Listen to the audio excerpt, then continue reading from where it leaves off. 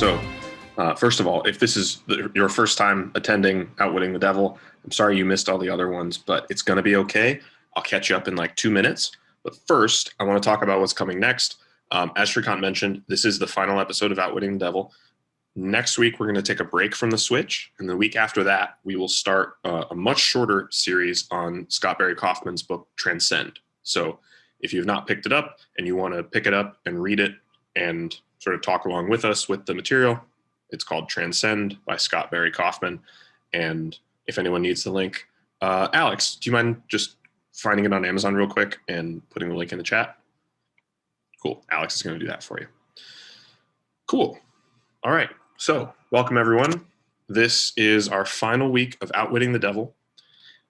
Just a quick recap for anyone who has never heard of Outwitting the Devil. It was written in 1938 by Napoleon Hill. He also authored Think and Grow Rich, which was, about sort of success principles. He's the father of modern self-development literature, and he really started that whole thing.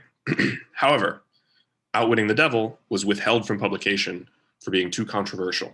It was not published until 2011, where we were finally given this wonderful gift of a manuscript. The reason it was too controversial is because it takes place as a conversation between Mr. Earthbound, Napoleon, and the devil. And there are many ways of interpreting whether this was a real conversation with a real devil or metaphor or delusion. It doesn't matter, because what we got from this was a set of principles about how to, a framework for understanding how people are led astray by internal and external forces away from their potential to self-actualize. And in the book, the devil calls this drifting. He induces people to drift by various methods. Things like, taking advantage of their natural desires, really leveraging human nature to distract people from what would ultimately give them a meaningful and satisfying life.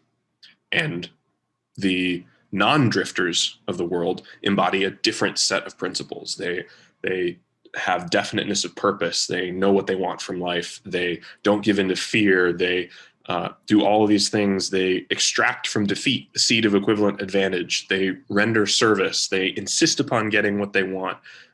They have faith in their ability to make life provide what they want from it. And so in this book, we not only learn all the ways that the devil induces people to drifting, we learn all of the ways to turn that around and become non-drifters ourselves. Now, unfortunately, there is a warning that not everybody will do it. He says less than 2% of people will become non-drifters, even if they, have some knowledge of these things. So where does that leave us? Well, for the last few weeks, we have been going through a set of 11 principles one by one and seeing what we can do to understand the principles better and to help ourselves embody those things. And this week is our final principle. And it goes as follows. Be definite in everything you do and never leave unfinished thoughts in the mind. Form the habit of reaching definite decisions on all subjects. Now, this principle is a little bit different from the other 10 that we've studied in that this principle is the overarching principle. This is supposed to capture the entire idea of outwitting the devil and embody within it all of the other sub-principles that we've talked about so far. So, once again, be definite in everything you do and never leave unfinished thoughts in the mind. Form the habit of reaching definite decisions on all subjects. So, Alex, let's talk about this principle. What does this mean to you? Why is this the overarching principle that captures everything? And how do you relate to it? I mean, it really brought up a lot of things from all the past. So I think it's a solid overarching principle. I'll just kind of take you on my train of thought, why I feel that way.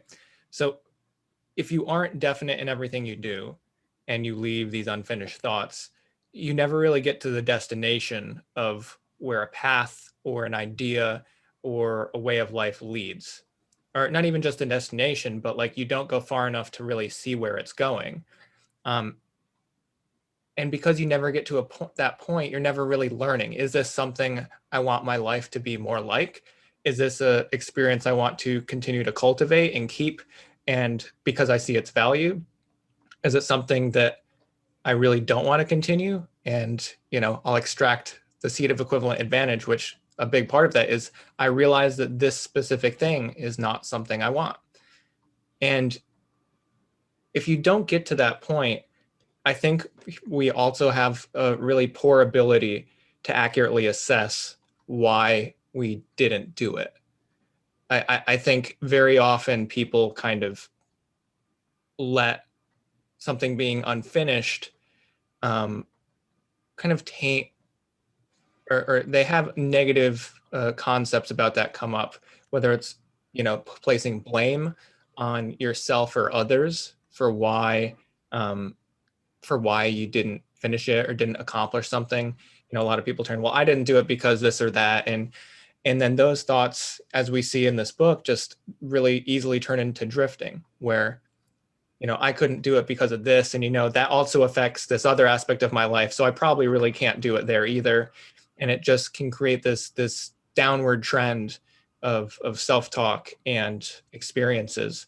So I think that's really what it is. It's like, when you decide to do something, make sure that you're taking full advantage of it, even if it's a negative experience, which is one of the principles. So yeah, just don't leave anything hanging, and basically neglect to do all of the former principles.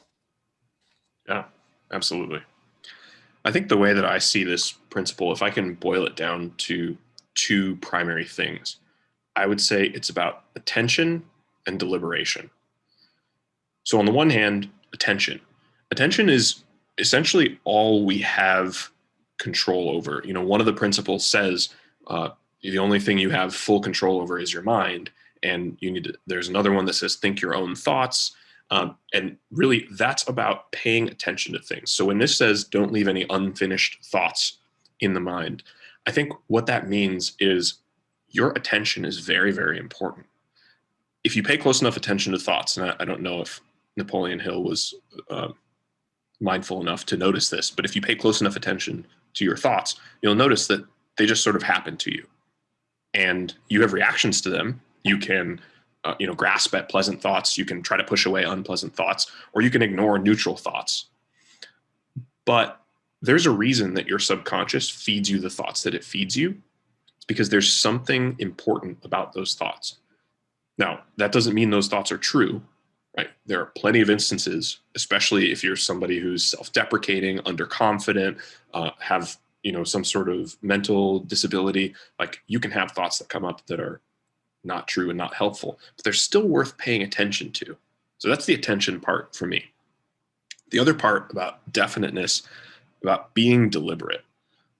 We talked a little bit, and we'll talk more about this when we go through Transcend, about how self-esteem, and that's a poor term for it, but that's the term that's used, life satisfaction, all those things actually come from two major sources psychologically. The first source being deep connections with people. We're social creatures, right? So having good friendships, good deep connections with others is the one half.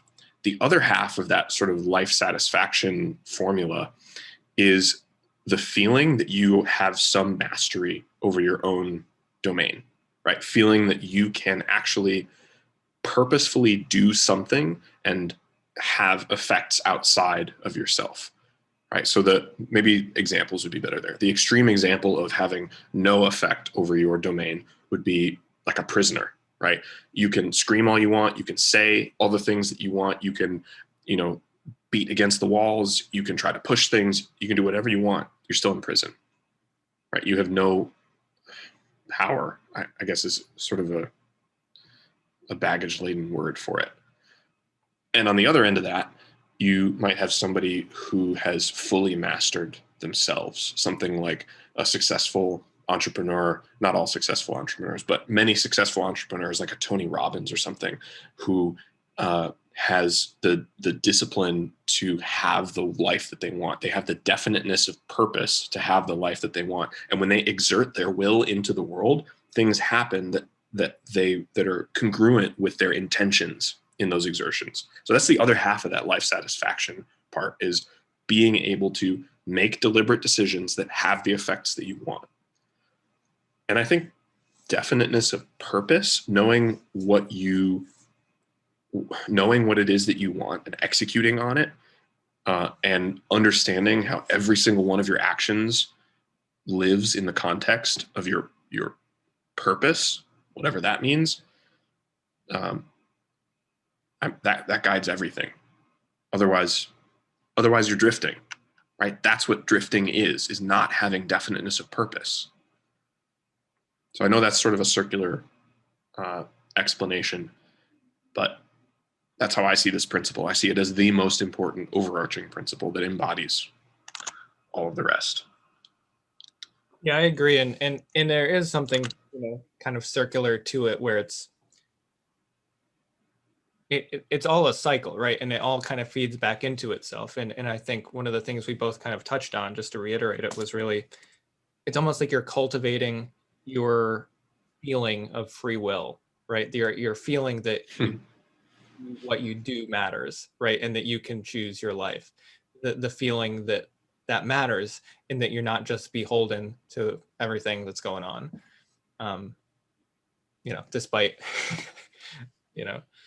other free will stuff.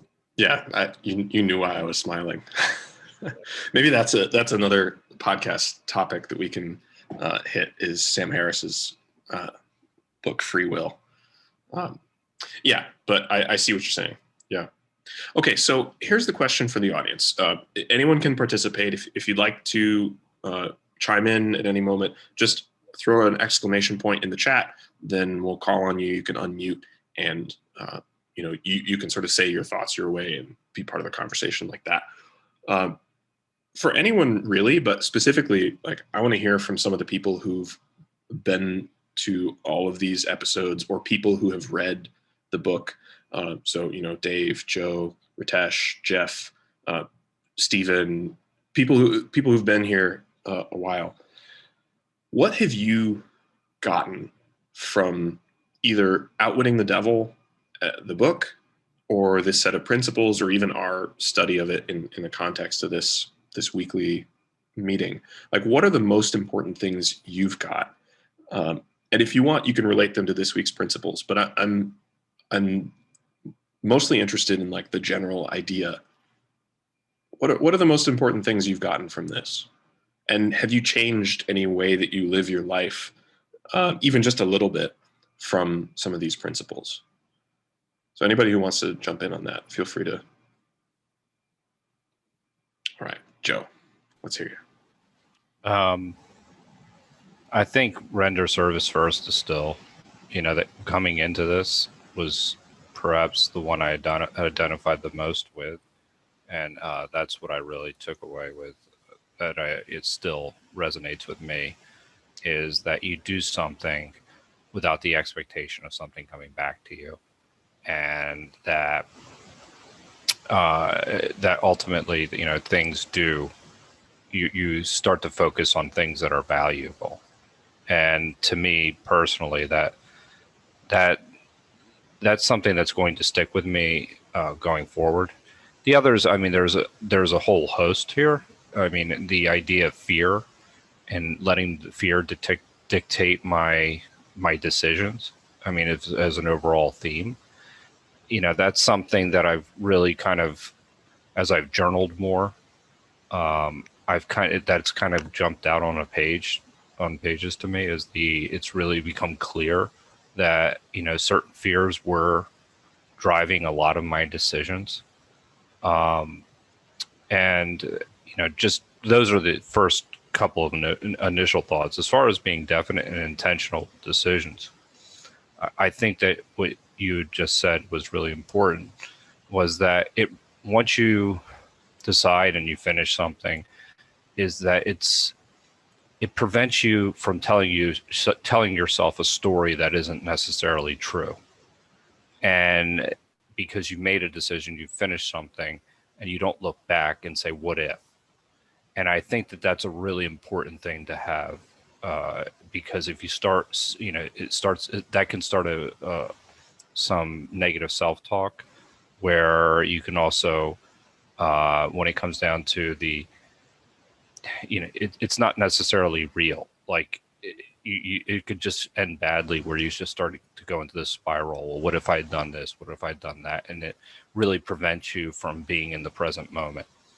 So those were the ones that were most significant. I think there was one week.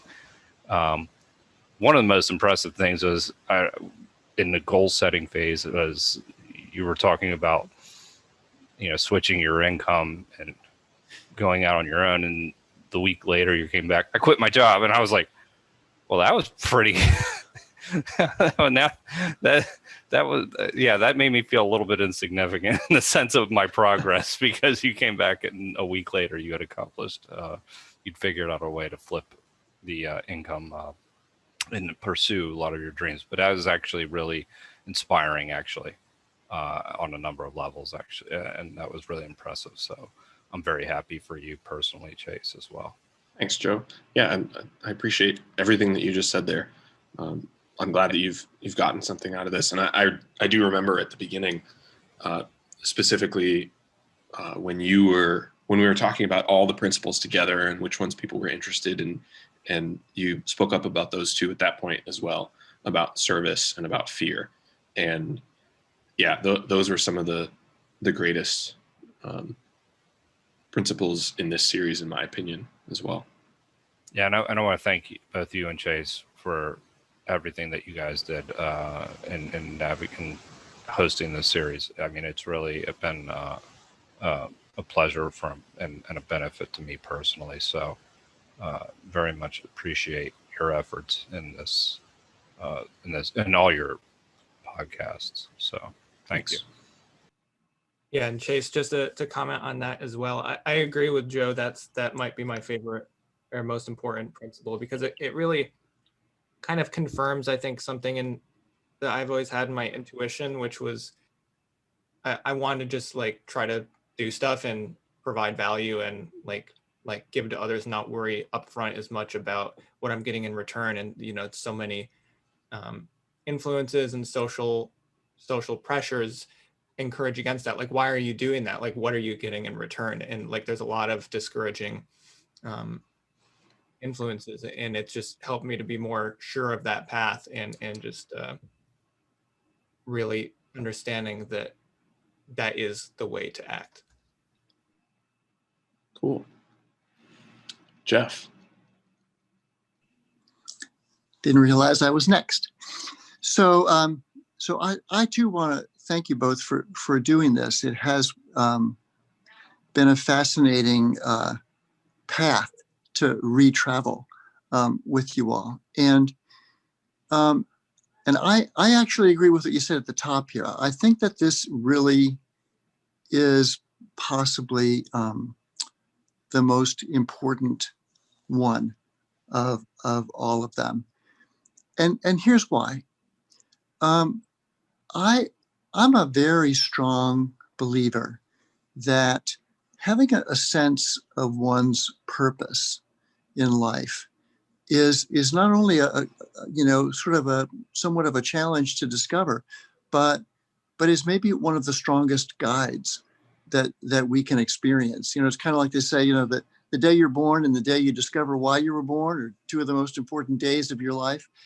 That resonates with me.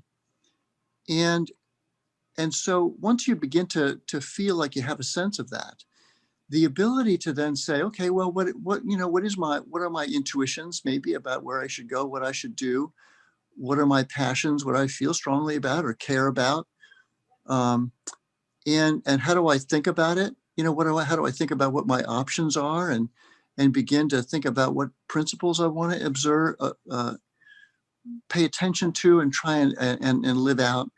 I end up with stuff that I'm going to do. I have to make some decisions regarding what I'm going to do, which I think is really the heart of this. But, the old question, what if there's 5 frogs on a rock and 4 of them decide to jump off the rock, how many frogs are left on the rock? And the answer is 5, because deciding is different from doing. And that the process of doing and then learning from whatever it is that you do, and learning the right things, learning the things that make you stronger, wiser, more able to make better choices. And then if you learn good things, then you iterate. And iterating in ways that are aligned with your intuition and your reason and your purpose and your principles, and having learned the right things from your experience, that's what I think this last principle is all about. And so that's why I think it really does incorporate all of the things that we've discussed. Awesome. Thank you, Jeff. I think, Joe, do you want to? Yeah, go ahead. There was just one week, I forget if it might have been the second principle really quickly, and I just thought that this was really important to add. It was basically where we went through with Shrikant and yourselves. We set up our ideal selves, and that was really, I can't believe I forgot to mention that, because that was really important for me in order to, really start to put together some goals for me in the upcoming year. And when we did that, that was a very helpful exercise that is still yielding benefits to me, because I've also been able to reduce those goals, meaning not reduce them in number, but really make them more precise and real. And that was something that I would not have been able to do without this setting and this exercise. So thank you both for that. Awesome. I'm glad you said that, Joe, because that's where I was going to go next, actually. I think for me, I like I said, I think this is the most important overarching principle. But one of the most actionable and useful things that I got out of this whole journey was the ideal future self exercise. And I've been obsessed with it. For anybody who has not done this exercise, I recommend it in whatever form suits you best, whether it's prose, whether it's like, for me, it's very technical, like a D&D character sheet almost. Define for yourself a very clear picture of what you want from life as your ideal future self. You're going to become your future self no matter what. Why not make it your ideal future self? Why not aim for that? Build out what that character looks like. And we gave some questions that really help with doing that. We gave some prompts that help you like sort of flesh out what meaningful stuff to put in there. And for me, like I said, I've been obsessed with that exercise. And some of the like, I can't take credit for coming up with that. A lot of my ideas for that exercise came from my friend John, who, if I'm not mistaken, is he still hosting the Friday meetups? Yep. Yeah. Okay. So he hosts meetups on Friday. So if you really like that exercise, definitely check out his, because like that's a big thing that I got from just learning from him, was you have to know your future self like it's a person standing in front of you, and all the time check in and be like, what would this person do? Like, he's even got a name for his future self, a different name than his own, so that he can actually say, like, what would Zeno do? It's so cool. Katin. Yeah, I didn't read the book, and I didn't come to every single meetup, but the one that blatantly stood out, and I might have already mentioned it, was the courage is a muscle and you have to train it every day. And I do that every day. And even if I don't do it in the grand, big decision that's looming, I still do little bits of it. Like, for example, in the beginning, I was trying to do this Wim Hof cold shower stuff, for my health. And every time I thought I was going to my execution firing squad, now I just say, fear is not an option. Turn the knob and just, it's just, that's so that just stood out for me, and I'm hoping that I can apply to a little bit broader parts of life. So thank you very much. Yeah, thank you. I recommend that exercise, even if it's just the cold shower thing. Yeah, it's an experience. JJ. Yeah, hi. So thanks. Basically, I think that well, it seems to me that internally you would have some control of how you would want your future self to be, but externally, because of unpredictables, I see that as being difficult, and you could be setting yourself up for disappointment. So, is is he talking about mainly your character, or is he talking having principles about what kind of character you want to have in the future, or even what kind of things you want to have, or station in life, or more concrete things? Yeah. So this is where, and again, John and I align on this, and I know a bunch of people in here are fans of the Stoics. When you're talking about your ideal future self, I would say include both the virtue part of it, the characteristics that you want to embody, and the material, which the Stoics would refer to as the preferred indifference. Because you're not necessarily assigning moral valence to everything on that list of your ideal future self. What you're doing is you're setting yourself up to move in a certain direction. And you're right. You're absolutely right that if you put material things on that list, you are setting yourself up for disappointment because you may not achieve all of those things. But if you also include character qualities on that list, you're setting yourself up to deal well with that disappointment and to deal with it in a way that maintains your character. So that's the way that I see that. And the alternative is don't picture your ideal self and drift to wherever you are going to end up and deal with it that way. I mean, I by no means would I say that this is the only way to live your life, but that's sort of how I would respond to that. So good question. Am. Hey, I just joined this meeting. It's my first day. Before that, I was actually I just joined this course, a paid course called Personal Mastery, and they talk about like how the awareness, a lot of the, I don't know if you guys are familiar with Eckhart Tolle, the power of now. So I was kind of curious, like you mentioned, like the thoughts, having a complete thought, but in this course, what I'm taking is they talk about like how people, they usually perceive life through external and internal, but they don't think there's awareness. Like even your emotionals and thoughts, they're also the object, just like the external environment is. And not necessarily every thought that comes in, you need to identify with it. And then people end up becoming a victim of it. So in this course, it's all about, disengaging. And so that if you disengage from the thought, and you just accept the emotional, whatever the emotion comes at the moment, then it just releases itself rather than you constantly feeding with the thoughts and the emotions and it just becoming a victim of it, trying to find a solution within. So I don't, I mean, again, I didn't read the book, but I don't agree with the idea that every thought that comes in, it needs to be identified with. Some thoughts are just makes you unhappy, and there's no, there's something that totally talks about being stuck in a psychological time. We're constantly ruminating, and there's a book that I was reading. It's called "What to Say When Talking to Yourself." It talks about like how 60% of your thoughts are negative. Every single day, you get these kind of thoughts that are always negative.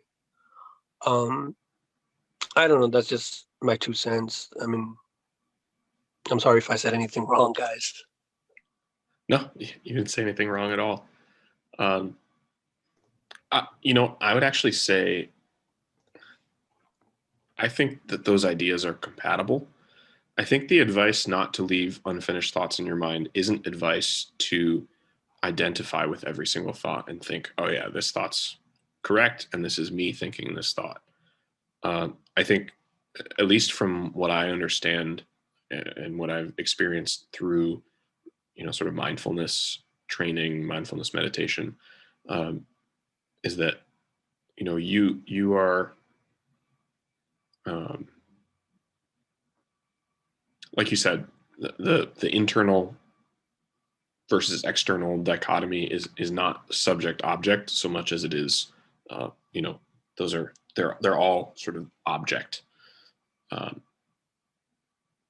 I'm not sure how to word my way through explaining why I think those things are compatible, but I think it's worth investigating, like the Eckhart Tolle approach, and seeing that in the same light as, something useful, like the Outwitting the Devil, Napoleon Hill type approach.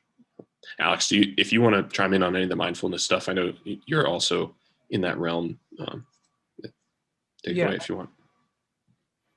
At least from my experience, I agree with what you said kind of up top, where even if because I definitely agree that some thoughts are not good to dwell on, but I do think the way you phrased it earlier was there's something useful there. It might not be that thought. It might not even be the thing below that. It might be something deeper, some like issue you've never worked through. It might be something that's hidden at the surface that's causing this thing to keep coming up. And even though that thought itself might be one of those, like you said, 60% negative thoughts that just kind of puts a damper on your experience, it by kind of, and again, I'm not a psychologist. I don't know the full nature of thoughts, or nor does anybody, I guess, but at least from my experience, there's usually something there that's telling you something. And to me, it's a very different thing to dwell on it and to try to dig deeper and find out why it's there. And then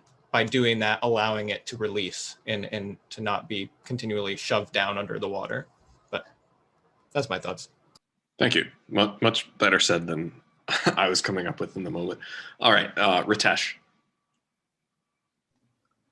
Yeah, I only come to a few of these, but to me the one singular most powerful takeaway was there is a subconscious layer of a subconscious program running, and that is driving in a way the actions we do, and getting to that layer, whether it's through affirmations or your ideal self, and getting it to not sabotage yourself, right?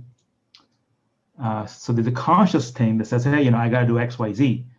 And somewhere along the way, even if we are doing everything, the way we look at things, the choices we make, we end up in a very subtle way sabotaging it, right? Well said. And I think that is also the source of, like, you talk about people, entrepreneurs who are charismatic. I always wonder, what is that? I mean, is that an insane level of self-belief? What is it? I think part of it is they have an alignment with their subconscious and conscious programs, and maybe other people don't for whatever reason. And getting the two to just, maybe they're like this, just get a little bit more alignment, whether it is through affirmations or hypnosis or whatever you want to call that. But the counterpoint I also have is, I think when we hear a lot of thoughts that are not going to completion, they are like, oh, I'm not sure about this. That is speaking, there's a flag or a red flag or a yellow flag of something in the subconscious that is not convinced about this. Right. So I will see it that way. Yeah, well said. Thank you. Bodan. Yeah, hello. I think it's very fascinating to see somebody committed and focused on purpose and living one's vision. I think that's fascinating, and I think that's what he's promoting. However, one asks the question whether one has done enough exploration and enough comparison shopping to find out whether one has sold him or herself short. Maybe one has not explored enough of oneself or enough options or traveled enough to find out possibilities in a comparative way. And then having made a commitment. So for me, there's always a tension between exploration and commitment. When does exploration end, and when does commitment surface? And when is one really sure that that commitment is the capital D commitment for oneself, or should be the commitment for oneself? Excellent. I'm glad that you said that, because that brings up something that I continually neglect to mention, because for me it's so integrated into this idea. What's the difference between drifting and exploration? Deliberateness, doing it on purpose, right? So if you're exploring, like you said, if you're expanding your horizons, if you're trying to integrate new ideas, you're trying to experience new things, and you are doing that on purpose, I would say that that is definiteness of purpose, right? That's not a sign of drifting.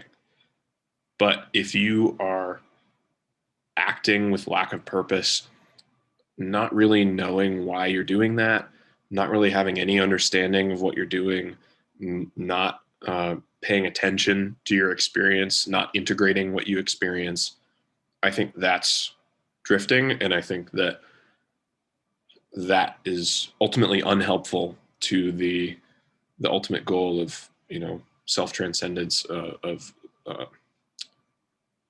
self-actualization, of life satisfaction. But anyway, Jade. All right. Before I get to my point, we'll be quick. I was actually reading this book before I started coming to this meetup. Nice. With a group. And it's mind-boggling how different both groups are. I tend to walk in a lot of different circles.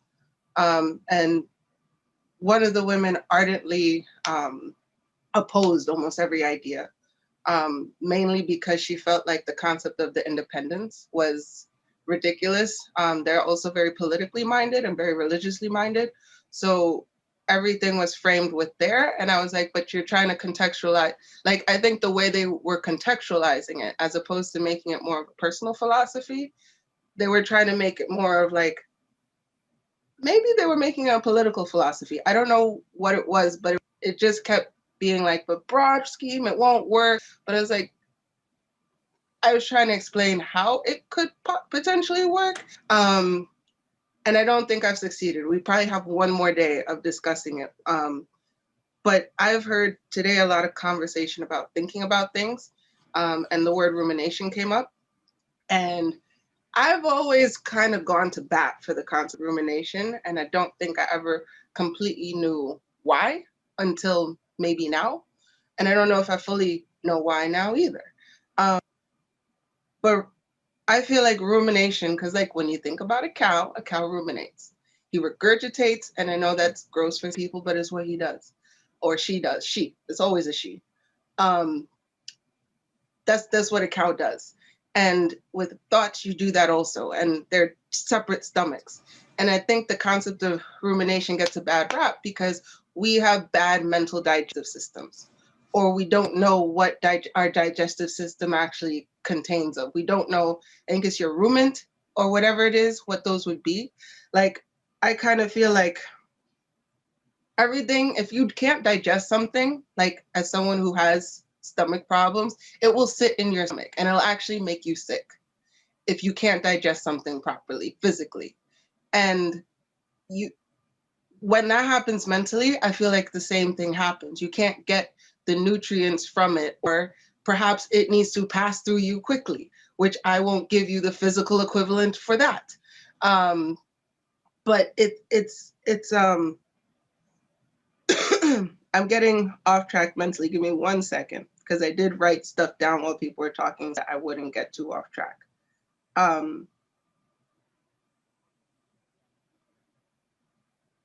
But I really do think there is something, I can't get back on track, but I do really think that there is something about the concept of being able to sit with your thoughts. And I think honestly, the stomachs where you take it down and you bring it back up and then you take it down, is like you might have a thought where you digest this emotionally. Let me digest this with my emotional self, stomach or room, whatever it's called. Then you might go to my relational. How does this work with me and the people around me? How does this work for me personally, objectively, logically, creatively? What's a creative way to digest this? Like, how can I leverage this creatively? Or how can this create me into something else? Or there's just probably a million different ways that you can take something and break it down so that it becomes something that that becomes internalized. Because I think a lot of what happens with information is we don't internalize it. We just take it, and that's the concept of the one ear out the other. And that's a lot of what happens with fads, which is why I've always been boggled by, like, why doesn't anybody like this anymore? This is the thing you've loved, but they didn't internalize whatever that thing was. That didn't become a part of them, their style, who they are. Even thoughts as fads is because it's not really internalized. It's not digested. It didn't become a part of your DNA or whatever it is. And I'm sure some science person can chime in and say how long it takes for the food you eat and the cells you generated from that to leave your body. But those things don't leave easily. And I think that's people also have such a hard time reinventing themselves, because I don't know what the mental equivalent for cellular turnover is, but it has to be something. There has to be some kind of parallel there. I don't know what it is. And that might be shooting at, pulling at straws and creating a little straw man, but I don't think so. I just don't know how to construct something. I don't have enough. I don't know enough, or maybe I just haven't digested this enough to create something sturdy with it. And it's, again, like when you digest, even cruddy situations, you can make manure. So it's like, what are you going to get out of it? I love it. I love it. I'm going to use the cow metaphor from now on. So thank you. Yeah, I could have been a little bit more graphic, but I was like, nah. I think it would have been totally appropriate. Yeah. Sometimes you need the graphic details to get people's attention, and then they'll be like, "What the heck are you talking about? I thought this was about a book, and you're talking about cows regurgitating." And at that point, you rope them in and say, this is why it's important to understand this. Yeah. So beautiful. Thank you, Jade. Hey, yeah. So, talking about your ideal life, I read a biography a few years back. I think like someone like Arnold, I read his biography, Total Recall. I feel like, if you think about like optimum success, somebody who has like 4 different careers. He was a bodybuilder. He was also a millionaire. He went into a real estate before he became an actor. And then he became one of the top Hollywood actor in 90s. And then after that, he became a governor of state of California.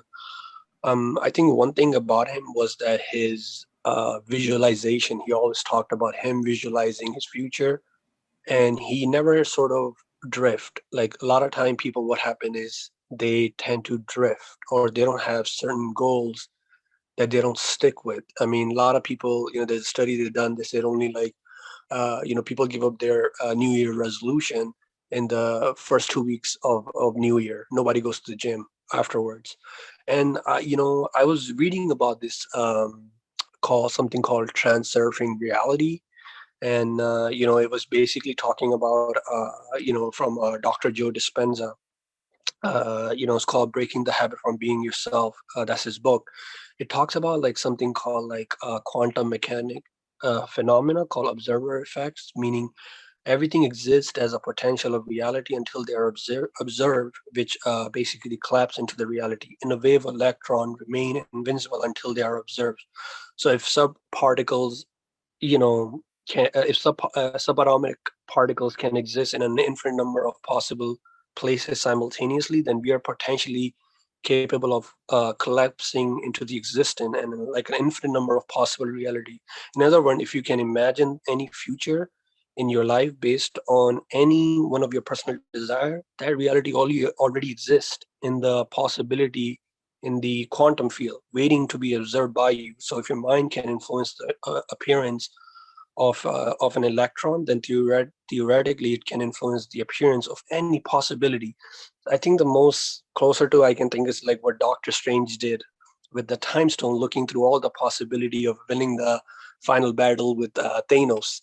So it's something like, I feel like sometimes maybe we are um, overthinking these things, so all the choices exist now. We need to maintain the intention constantly and having the willingness to go through it. So wanting and hoping means nothing because it is just fear. So you need to build a willingness to act, to have that which you desire, your willingness and intention consistently. So basically, it needs to be like a path of least resistance, thought and action you can choose, which is the optimal path. So your goal already exists as a potential, and we can finally stop battling with this idea that somehow this world or this to take action knowing about life is sort of against you.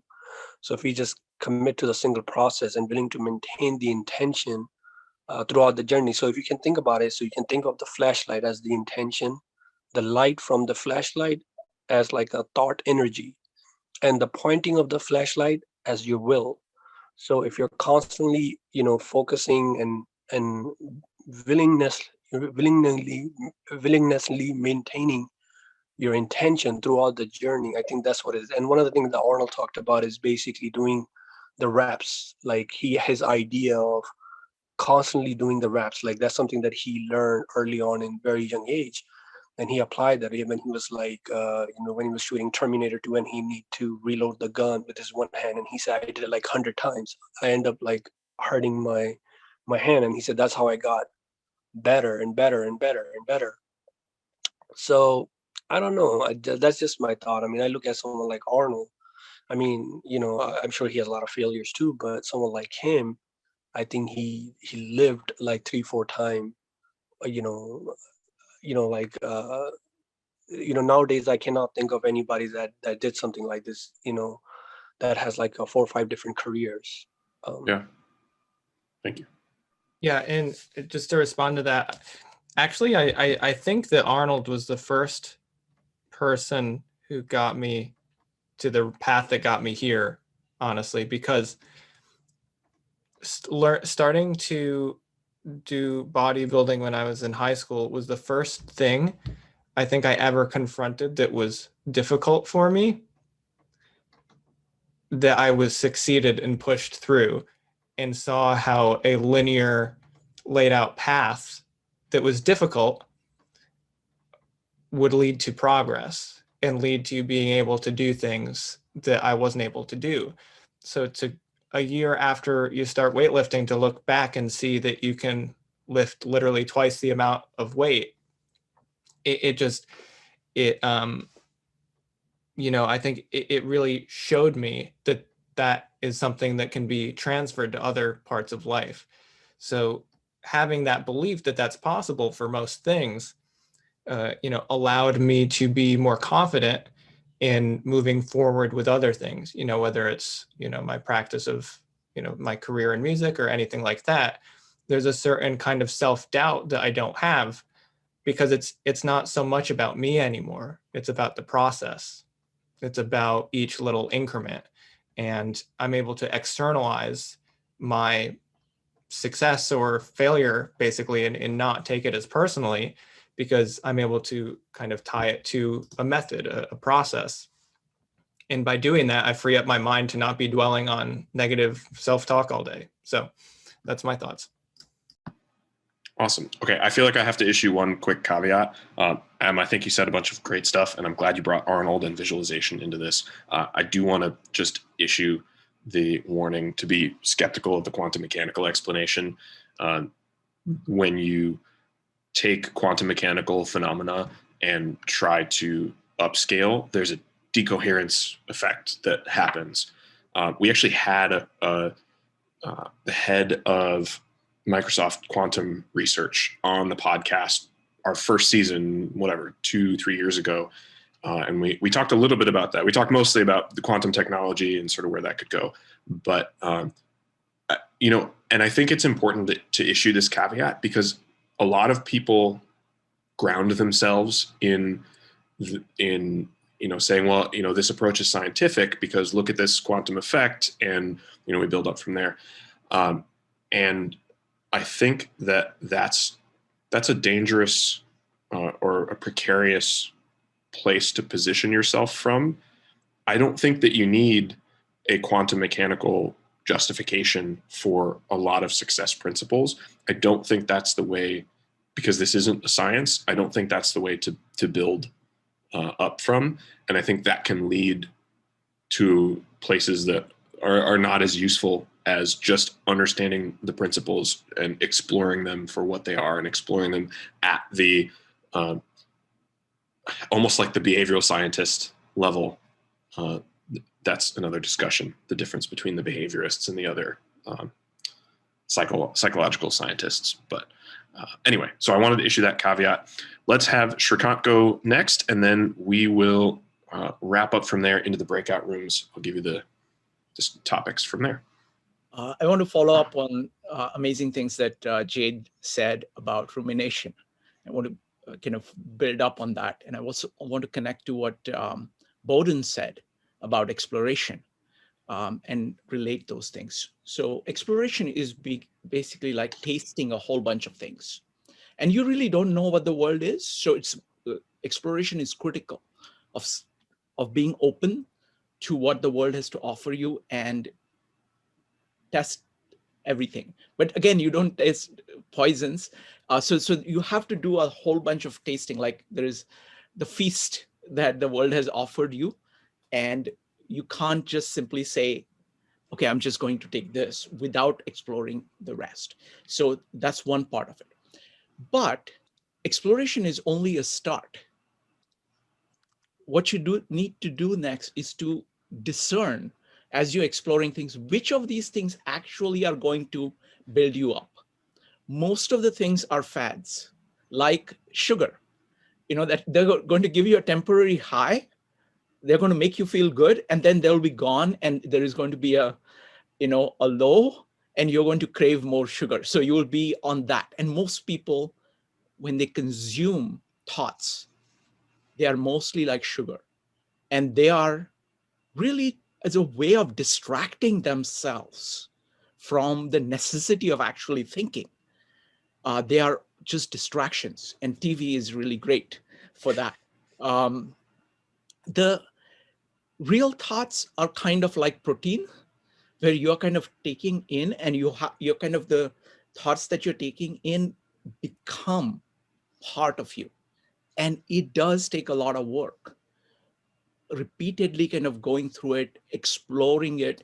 So I think the cow digestive system of multiple stomachs is exactly what you need. You need to kind of test it out. You need to kind of say, okay, maybe I can apply it this way. You need to actually, it is much more than that. It is, okay, I don't want to, if I wanted to extend the analogy, it's human beings don't just consume thoughts themselves. It is you actually share it with other people, talk about it to other people, apply it in interaction with other people. So actually this testing that is going on and building that is going on is going across people. But only the thoughts that reach the level of being completely becoming a part of you, those are the thoughts that really count, because the other ones are not going to have any impact on you. So it's only when the thought reaches a point where it creates that definite purpose, that's when you're getting the full force of it. And you do need to explore many things in order to find such a thing. And once you do that, it's incredibly powerful. So I love the exploration. I love the idea of rumination, and also the idea of a half-life. Just like cells have half-life, ideas also have half-life. Moment you start working on such an idea, I mean, this is something that I talked about in the destruction and creation idea of John Boyd, is that you have to be always open to the world. It has to be an open system, and you have to notice the mismatches between even the idea that has worked really well for you, slight mismatches, and be ready to kind of rework the idea. So thank you very much, Jade and Bowden. It's the meta cow. All right, I will let Jade go next as well, because we're talking about her idea, and then we'll move to breakout rooms. So Jade, you're up. Sorry, it's just you made a very good point that reminded me of a point that's on my awful, I have an awful paper with notes. And those are great things that were brought up. And it kind of reminded me of the notes at the bottom of my page, which was kind of like, some people, as I was saying, some people have trouble digesting, or the fast way to go, if you eat something bad, it'll come through you quickly. And I'll do details on that. But it's some people will need a digest aid because it'll take them a long time to get it. They can't do it. And some people, that's enough. They can still consume everything in the world. But there are also people who, no matter what aids, no matter what intervention, they just still have to be on a limited diet.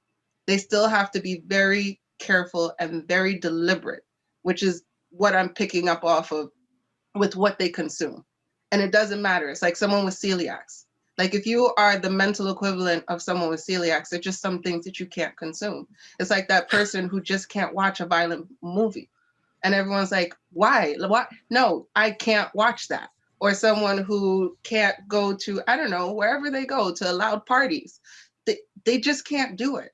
They can't digest that for whatever reason. And if for some reason people come up with all kinds of fancy ways to get people to be able to deal with things physically, mentally, they might come up with a way to do that, or a strategy, or something.